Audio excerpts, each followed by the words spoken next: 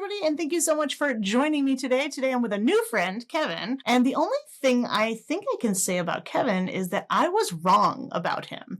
I made a judgment when I met him, but it turned out I was wrong, and I'm really glad because it led to a lovely new friendship. And today you're going to hear the word idiolect being thrown about a little bit, which is someone's personal accent, which can even include vocabulary. And I say that because Kevin's going to talk a lot about prejudice, but he says prejudice, which I had not heard before and I had to look it up. Also, Kevin's going to tell a lot of jokes, so I'm never really sure when to take him seriously, but I'll let you see for yourself. So let's get on with the show.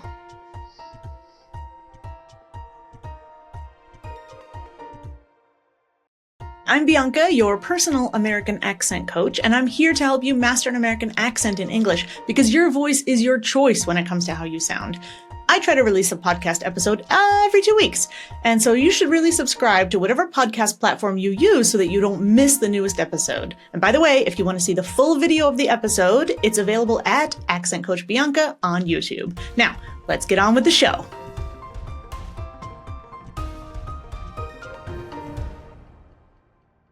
So we're here today. I'm super excited because I know this person in person, and we both live in Guadalajara, and I have to say that there's something surprising, I think, or interesting going on here. And I said, would you mind, Kevin, coming on a podcast episode with me and talking about how we talk? And he said, sure. So I'm going to have him introduce himself. But there's a little catch. We're going to do a game today.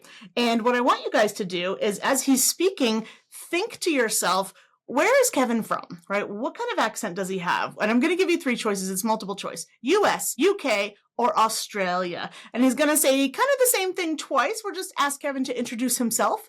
And again, try to think, where is he from and what makes you think that? So Kevin, welcome. Thank you so much for joining me today. Maybe you can give a quick intro, but don't tell us where you're from quite yet.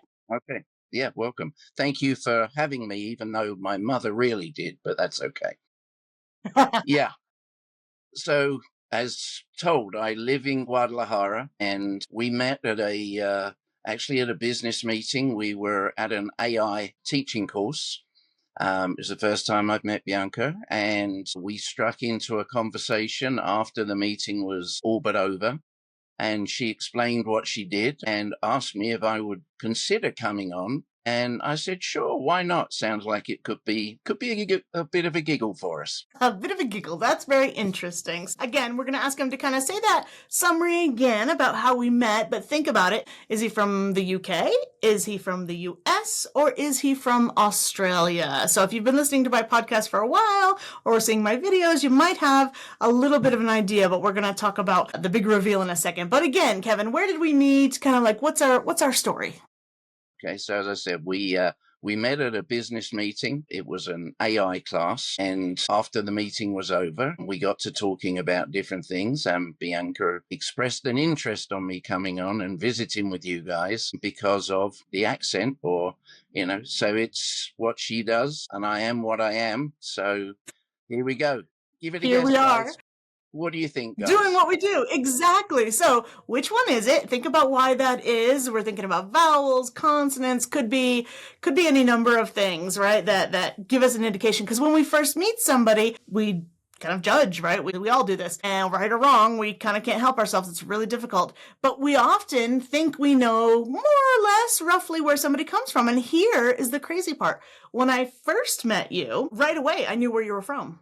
I was convinced. And it turned out I was wrong. So, Kevin, please tell us your history of why your mouth sounds the way it sounds. Go ahead. Confusion. I guess that would be the ultimate answer. I changed countries when I was in my 20s, and people always say to me, well, how come your accent didn't change? The simple answer to that I can give is children lose their accent. Adults tend not to. It will become abbreviated. But I was born and raised in London. I spent my junior life until I was 23 in and around London and the suburbs. I was born in the north of it and raised in the southeast. At the age of 23, I moved to San Antonio, Texas. Now, if I go to Texas, they tell me I have an accent, which I don't, because we're speaking English. So therefore, You'll have the accent, not me. But in the problems, I just said y'all. Y'all is not a word that in England we would use. That is where 32 years in Texas has truly corrupted my accent as well. When I talk to most people, the first guess I get, Australia. And And that was mine too.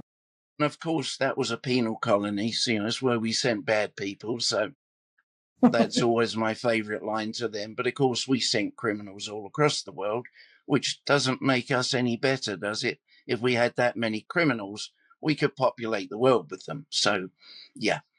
Accents within England itself, there are so many. Prior to World War II, it was literally in London, street by street.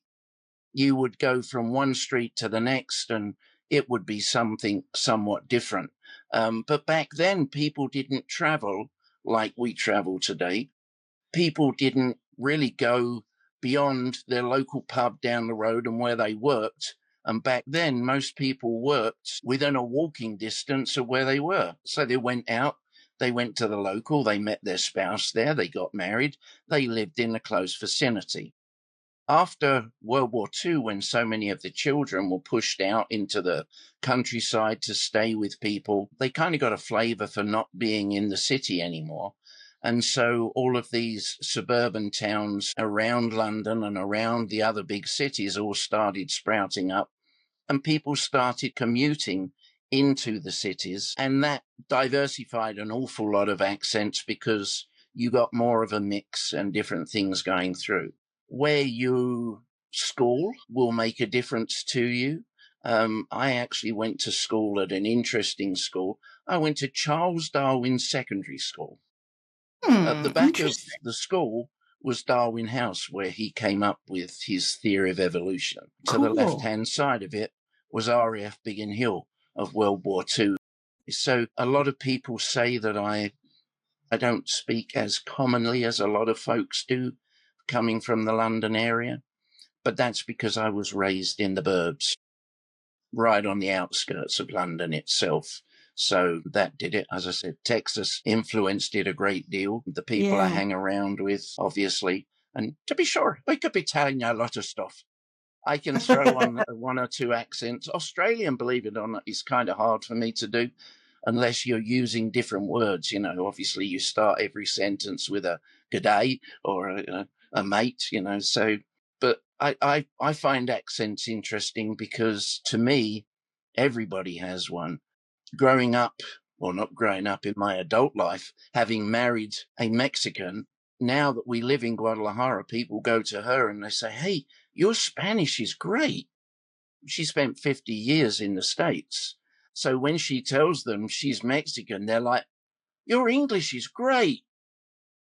It's all selective as to where you're going to go.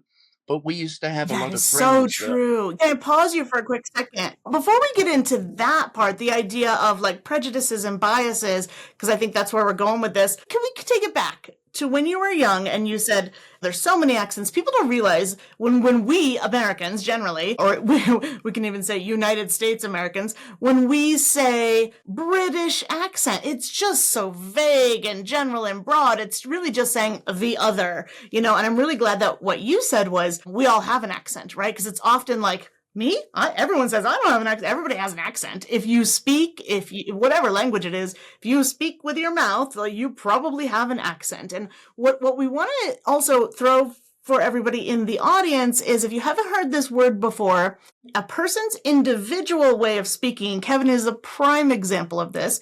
It's called his idiolect. So an idiolect is a person's personal, we can think of it as personal accent, right? So I don't know if you have brothers and sisters or people who also live on the outskirts of London and then move to Dallas, Texas and have kind of a similar story. They're going to have a different accent, right? They're going to pick up different things and they're just going to always sound different.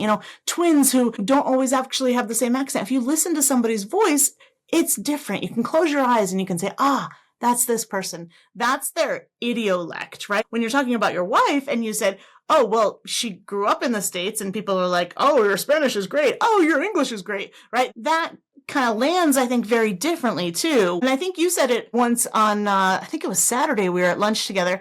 And you said, I don't like the word expat.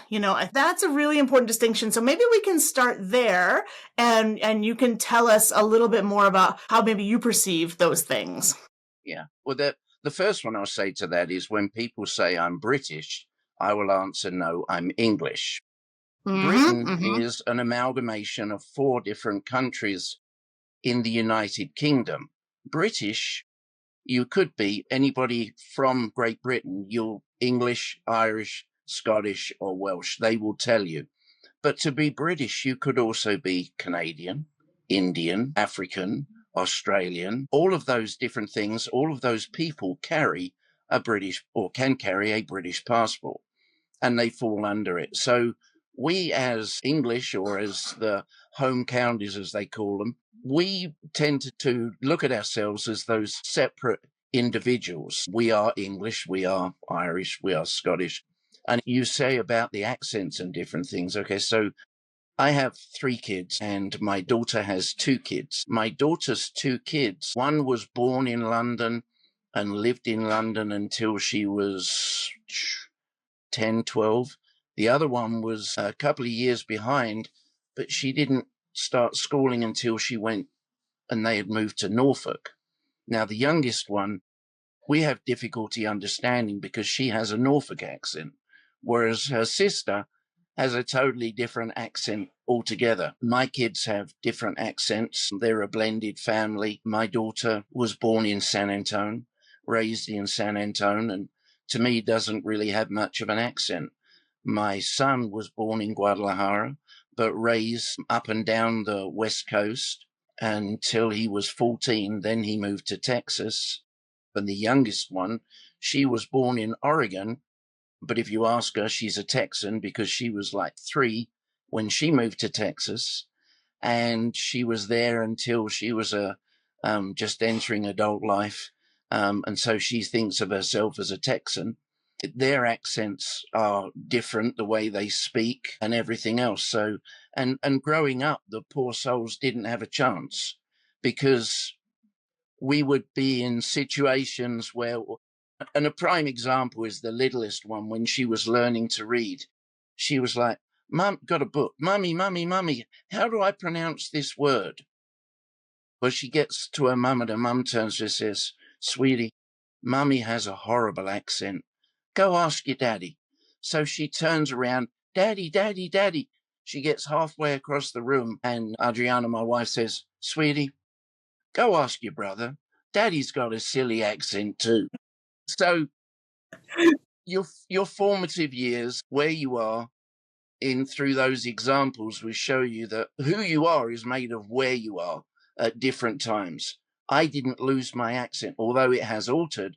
I go home to England and they tell me you speak like an American. I go to America, they tell me I speak like an Australian. So, I can't win for losing. And here I am living in Mexico. Yeah, that makes sense, doesn't it? Absolutely. Totally normal. Well, these days, with everybody moving and travel and everything else, it's like, yeah, just the very question, oh, where are you from? Or where did you grow up even? I have a hard time answering that too, although my width and breadth isn't as nearly as large as like your family. We should have the whole family on a podcast episode and compare, but Well, they're pretty spread too. It's kind of funny. The kids are in Texas, but they're 400 miles apart. One of them, the third one, is in Missouri, and then we're down here, so it's pretty spread, Yeah. Internet though, we could always do it with the internet. Yes, Guess the absolutely. family. It's a possibility. It's so interesting though too, because we have these mindsets of like when you have these preconceived notions, right, of where somebody's from and how they sound and how they even look, right? I think you were telling me about your sales job even, for example, like when you see somebody and you think, ooh, he's very outgoing, or oh, he looks very funny, from across the room, like those can be very, very wrong. So maybe tell us a little bit about your experience with how people, had preconceived notions of you in other ways too. Sure. Let me tell you about one employee that I had. The first time I met him, he was actually under the care of somebody else. I wasn't his manager. There was another manager. And This guy stands 6'4", probably close to that wide as well. He is big, tall, biker dude. Leather jacket, black jeans, boots, the works, big scruffy beard.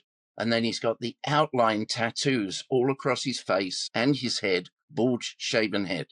And I'm like, I would never have hired this guy. I'm like, this is way too much.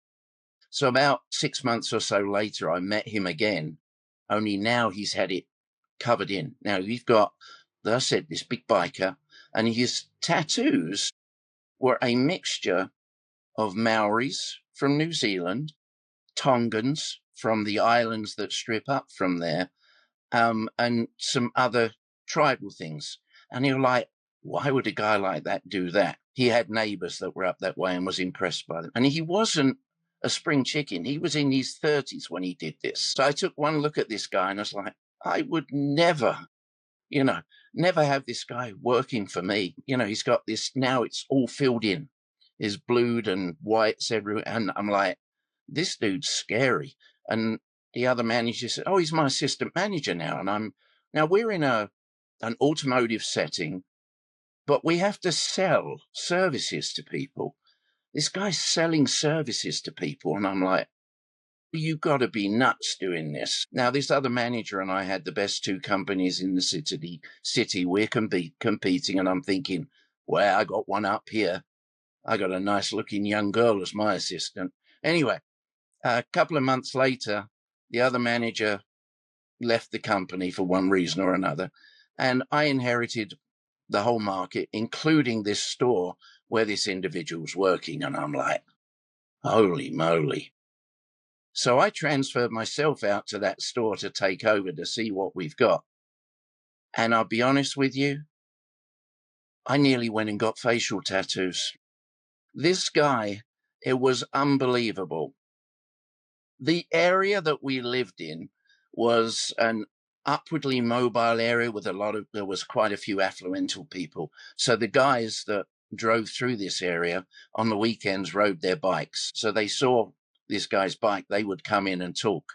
The women would come in and they would take one look at him and they would ask questions. They were fascinated by this great big guy with these tattoos that weren't Hell's Angels tattoos or anything like that, even though he's a biker. And when you're in sales and you're looking at those things, what you're looking for, I have this accent thing going on. People talk to me, you make friends, people buy things from friends. So he was able, through these tattoos, to break the ice with so many people.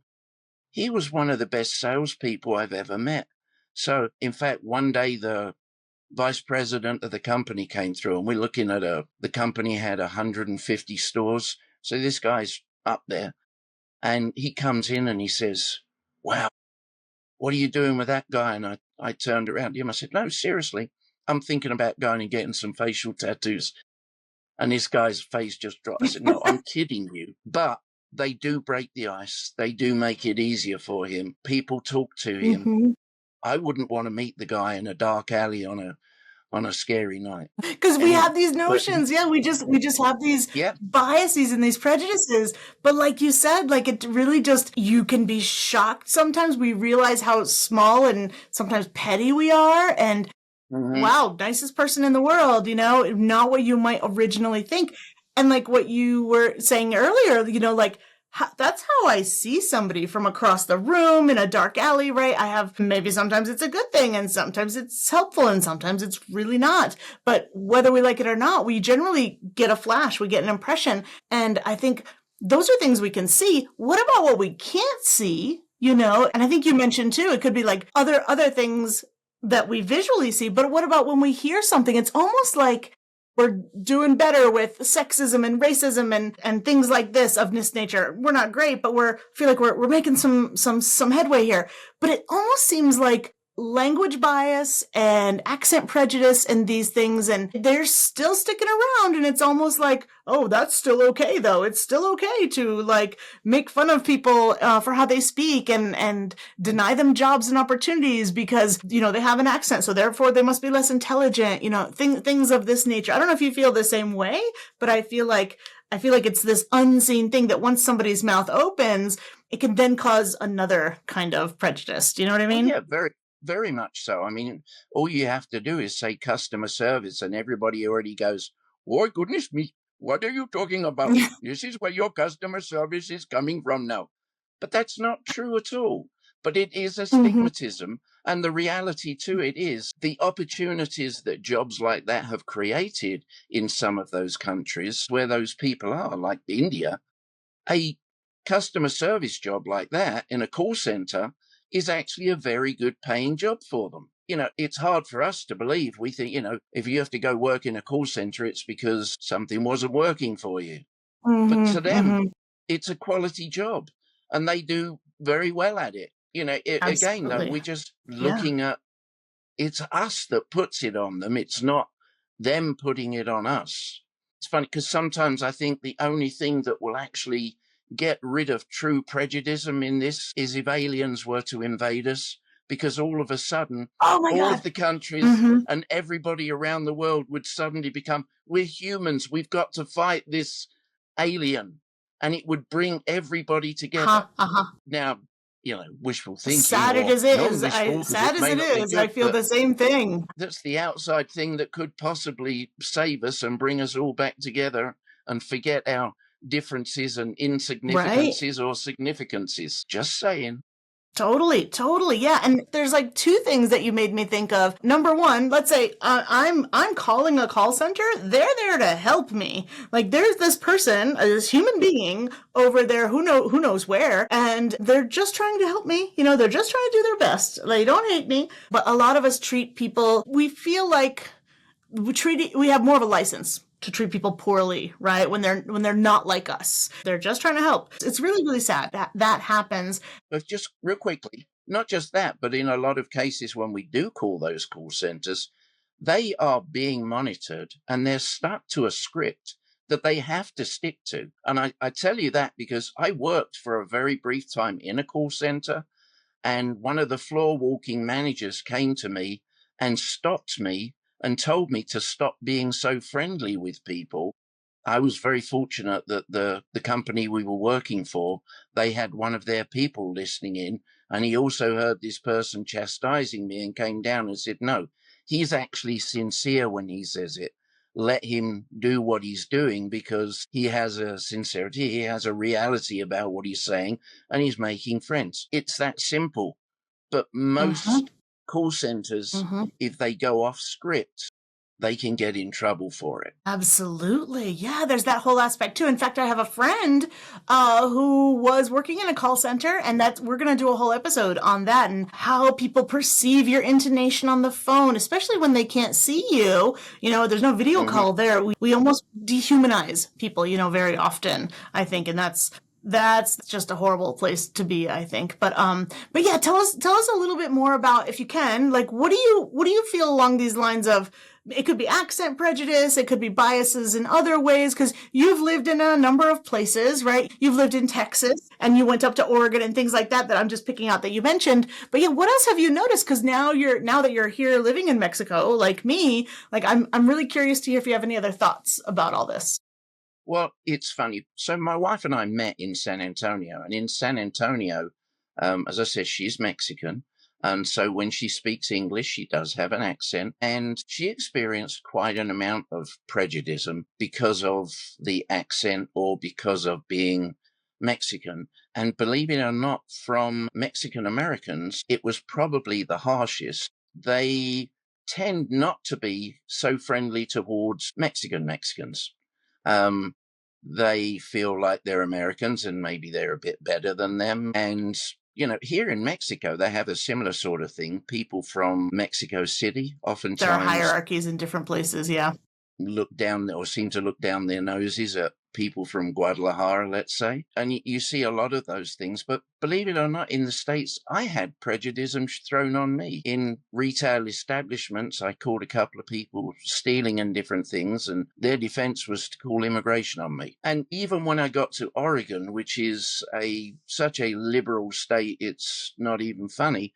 We were actually in a government office, and there was a lady sitting there doing something, and she's like, "You shouldn't be working. you're taking our jobs from us, because she heard my accent and I wasn't from there. And as an immigrant into America, and that was actually was I don't say it was funny, but it was funny. That was the first time that my wife saw that she wasn't the only one who saw prejudice against her. And she was surprised because, I mean, I got a second job as Casper the Friendly Ghost. You don't come much wider than I am, but it happens to everybody, and it happens so simply. There are people that look at it at class. There are people that look at it religion. All these different prejudices that come across, like I say, we just need an alien invasion and we'll be good.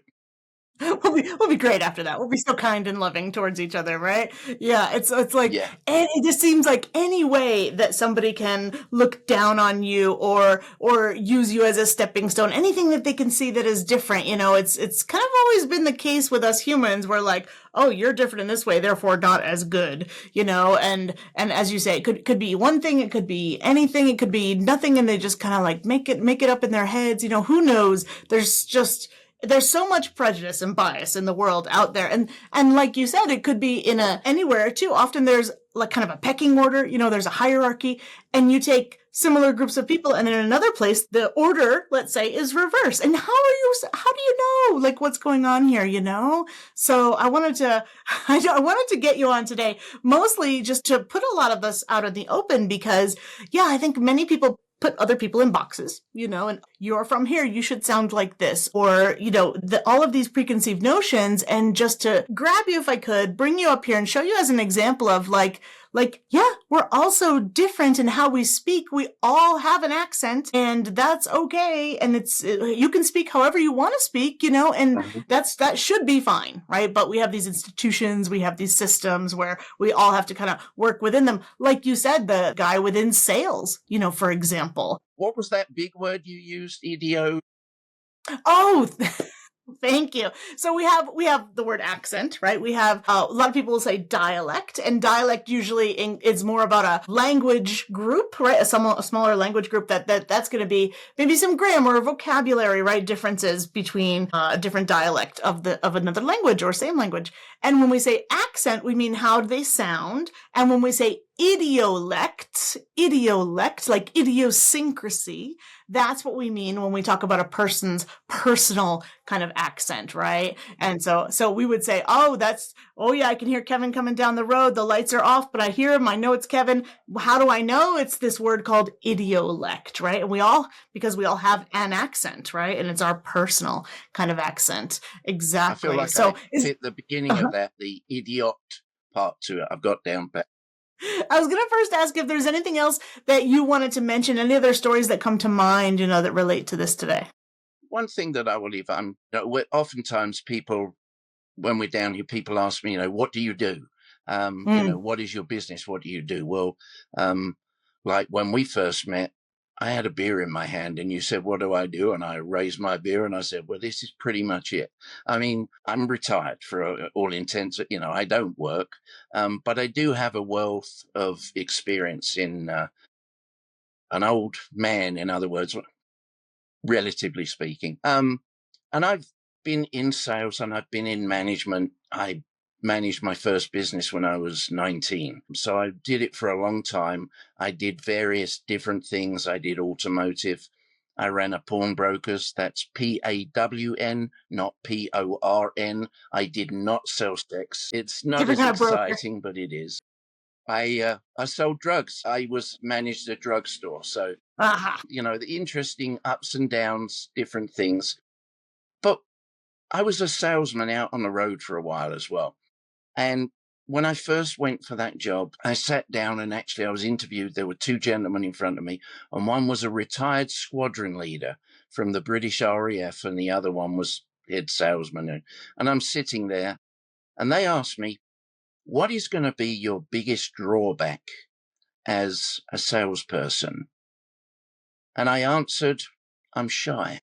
So, looking at me, talking today, pulling faces, all those different things. The reality is inside, I am a very shy person. It's very difficult for me to meet somebody for the first time, to walk into a place, especially if I'm on my own, even if it's a bar or, something, going to meet somebody I know inside. I still have insecurities about myself. I'm an ugly duckling. I'm overweight, all of these different things that we think about ourselves. And I've always pushed myself to do extrovert things to overcome those introversies. And what we all need to do is we need to concentrate on looking outwardly rather than looking inwardly and enjoying what we do. There's an old saying, if you love what you do, you'll never work a day in your life. And it's so true, because if you enjoy doing what you're doing, it doesn't feel like you're working. It doesn't feel like you're trying to grind out a day. You're just having a little bit of fun. My employees, I always told them, I want to have fun. I spend more time with you people than I do with my wife and my family. But at the end of the day, if I say jump, you have to say how high. As long as there's a respect in there, you have to respect other people, but you need to enjoy what you're doing. If you don't like what you're doing, time to look for something else. Be happy. Enjoy what you're doing. Money isn't everything. It definitely helps, though. Bad paying job that you really don't like is a stepping stone for you to find out that that wasn't what you like. And you need to progress yourself, move on, and enjoy try and find something you do enjoy. Yeah.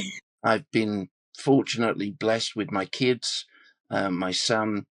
My two daughters, ironically, both ended up marrying ministers.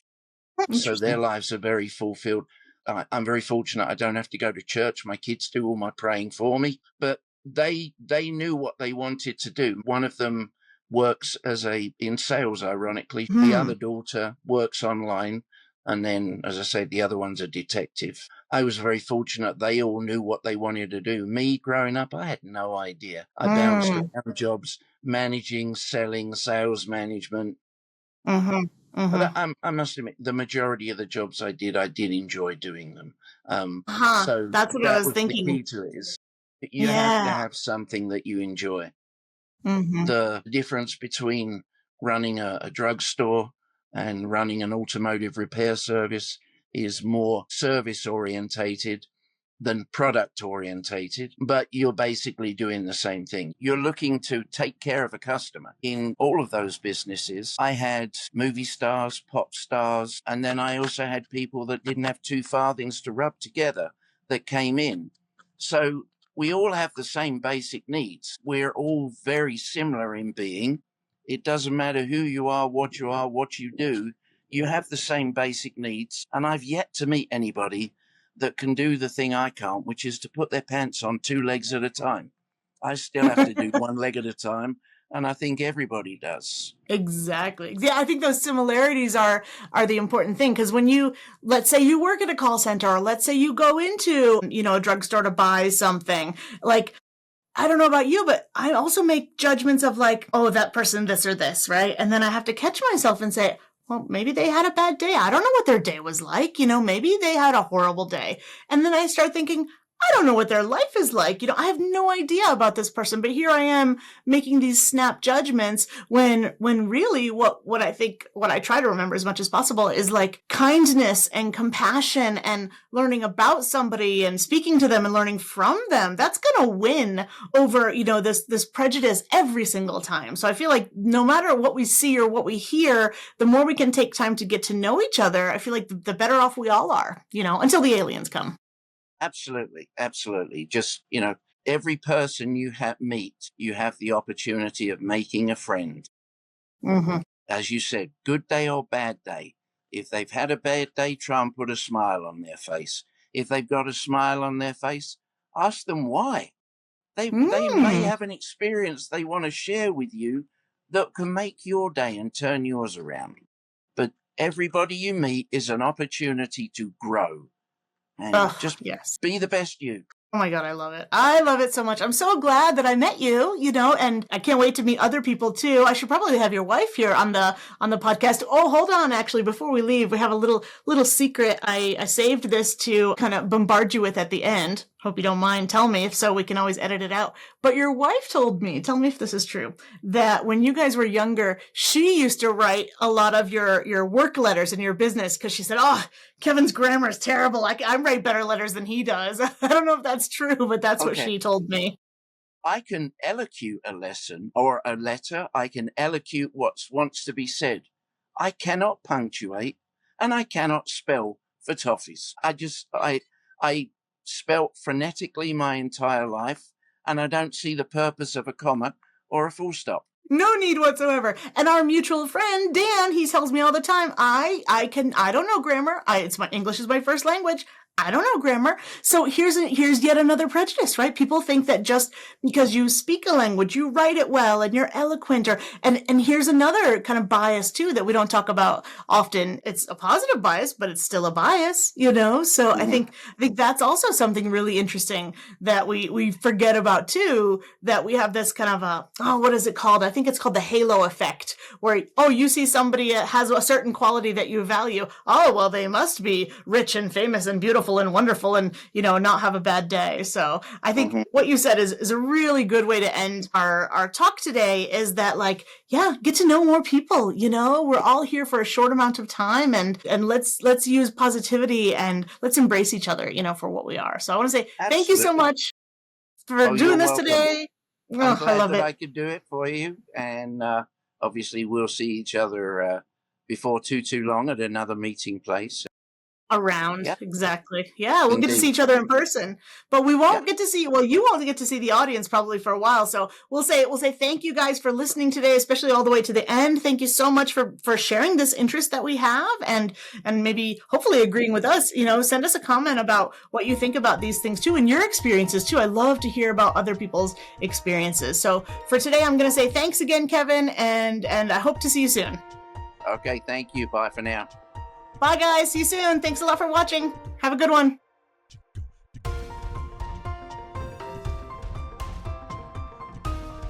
And thank you so much for listening all the way to the end, everyone. If you hang out to the end, I like to tell you a little bit about what's going on in life right now. And I have to say, the last week or so, I was having terrible, terrible migraines. And actually, that same lunch where I met Kevin this past Saturday, I met a masseuse also. And if you don't know the word for that, a masseuse is a person who does massages, a female person. The male would be considered masseur. A little bit of a weird vocabulary, but there you go. So I was at this lunch and I met this other person who was a masseuse, and I thought, well, let me give that a try. And oh my God, after one session with her, I felt like I was a new person. So what I want to say is, especially these days when so many people are reporting being lonely and unhappy, and what I just want you to do is get out there and meet some real people. And you know what? One way to do that is to join my community. It's totally free, and you get to meet people from all over the world who are into accent and language like you. Plus, I have 2 free events each month, my famous Accent Masterclass, and of course, the new hit, The Storytelling Workshop. There's a link to join down in the description or the show notes, so I really hope to see you live there. And if not, well, then I'll hope to also see you in the next episode.